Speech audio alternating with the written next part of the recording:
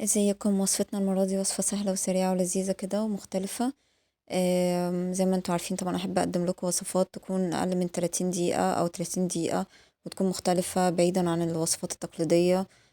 تكون فيها فكرة جديدة، طعم جديد. للناس اللي يعني بتحب تجرب أطعم جديدة، وصفات جديدة، تحب تجازف يعني وتجرب. تمام. وبصوا بتبقى جميلة ازاي بقى لما نغمسها في شوية كاتشب كده ومن جوه بتبقى بصوا شكلها حلو قوي. حرفيا بتدوب في البق، وكمان مقرمشتها حلوة قوي. بجد يعني لو جربتوها هتعجبكم جدا ان شاء الله.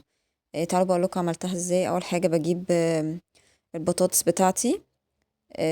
بغسلها كويس طبعا جدا الاول وبقشرها، وبعدين ببدأ اقطع فيها. انا هستخدم بطاطستين فقط. وهقطعهم صوابع كده ايه كبيرة شوية. سمكها هيكون سميك شوية، يعني ما تكونش رفيعة قوي. عايزينها تبقى سميكة شوية عشان هي اصلا اساس الوصفة البطاطس. فاحنا عايزينها تبقى محسوسة، يعني ما تبقاش مش باينة. لا، احنا عايزينها محسوسة لان هي اساس الوصفة اساسا. فاحنا عايزين الصوابع تكون سمكها واضح كده و... وسميك يعني. تمام. فاحنا هنبدأ نقطع كده البطاطستين، حوالي يعملوا معانا مثلا 15، من 15 ل20 صباع مثلا. تمام. بصوا كده، هو ده حجم الصباع اللي انا عايزاه. تمام.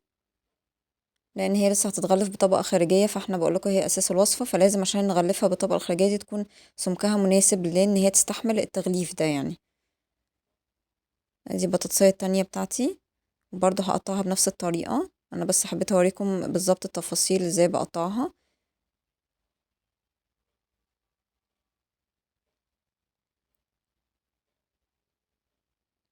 زي ما قلت احنا مش هنستخدم اي توابل للبطاطس خالص، مش هنتبلها خالص.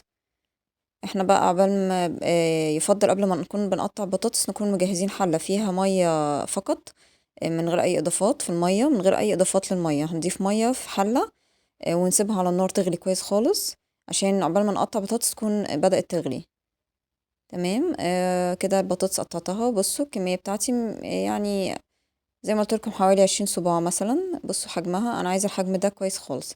الحله اهي زي ما قلت لكم سبتها على النار تغلي. بصوا اهم حاجه ان تغلي كويس جدا عشان البطاطس اول ما تنزل ما تاخدش بالظبط 10 دقايق وتكون اتسلقت يعني. تمام. وطبعا بعد ما تتسلق بنصفيها في مصفى كده من الميه دي، وممكن ننزل عليها شويه ميه ساقعين عشان تتماسك وتاخد الصدمه بتاعه الميه الساقعه، فتتماسك وتهدى شويه بسرعه، يعني تهدى معانا بسرعه. تمام. التوابل بتاعتنا بقى هيكون هو كيس الدوريتوس الجميل ده. استخدموا اي طعم انتوا تحبوه. انا بحب الناتشو ده فانا استخدمته. كيس كبير ده اللي هو ب6 جنيه تقريبا. هو كان ب5 وبقى ب6 يعني. تمام. بس هو بيغنينا عن التتبيل، وبرضه بيدي تاتش جديد للوصفة يعني. مختلف يعني، طعمه مختلف، وطبعا للناس اللي بتحب الدوريتوس هتعجبها قوي الوصفة دي. وهتعجب برضو الأطفال بالكاتشب وكده. بصوا بقى بعد ما طحنته. تمام. وبعدين هجيب بقى البطاطس، وبجيب زي حتتين شيدر صغننين خالص كده، احطهم من كل اتجاه كده، من كل ناحية زي ما انتم شايفين كده، يعني ابطن بيهم البطاطس. تمام. وبعدين احطهم في بيض، وانزل بعد كده في الدوريتوس واغلف كويس خالص. تمام. وبعدين عقبال ما اعمل الكمية كلها اكون سايبة الطاسة على النار فيها شوية زيت كده صغيرين، يسخنوا كويس خالص عشان الحاجة لما تنزل تستوي اسرع معانا وما تشربش زيت. يعني طول ما كل ما الزيت بتاعنا يكون سخن كل ما الحاجة تنزل تتحمر اسرع، فما تشربش زيت. لو الزيت بتاعنا ما بصوا، عشان بصوا اول ما نزلت الحاجة بدأت على طول تعمل ايه، غليان كده يعني زي غليان. فده معناه ان الزيت بتاعنا سخن كويس جدا يعني. طبعا الصوت انا لاغيه الصوت بتاع الزيت، لكن هو عمل صوت طبعا مع نزول الصوابع البطاطس دي، عمل صوت كويس يعني. فده يدل طبعا ان الحاجه الزيت سخن وتمام ممكن ننزل بالحاجه بتاعتنا يعني. بالتالي فمش هتشرب زيت، دي اهم حاجه يعني. واحنا برضو مش يعني كميه الزيت دي هنشتغل عليها كل الصوابع، كل كميه الصوابع مش هنغيرها يعني، عشان برضو ايه محدش يقول ان انا مثلا ايه ده زيت كتير او كده. لا، هو هنشتغل بيه الكميه كلها. تمام. وبعدين هنسيب بقى كل البطاطس شويه يعني تاخد لون من كل حته كده. بصوا اهي.